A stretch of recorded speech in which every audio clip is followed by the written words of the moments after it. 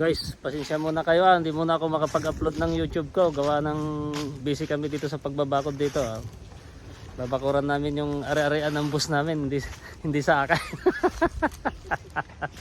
Ito, sa likod ng bahay ito.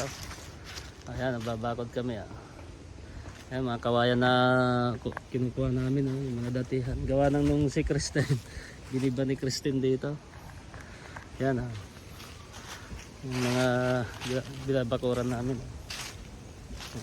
Nakakita kami ng ahas dito pero nanakbo naman siya. Kami sa dulo ngayon. Busy muna si RNTV ngayon. Yan, nagbabakod kami yan. Yung sa may dulo down, yan, nabakuran na namin yan.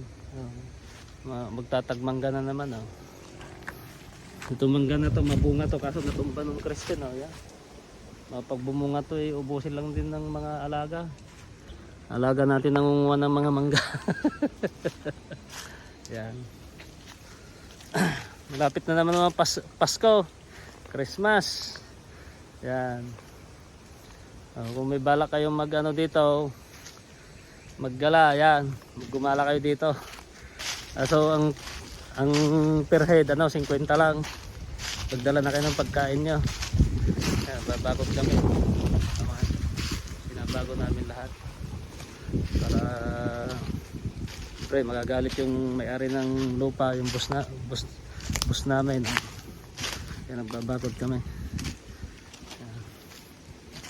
Yan, yung likod namin yan. Ano na yan? Baldiyo. Yan sa likod ko, baldiyo na yan. Malamig dito.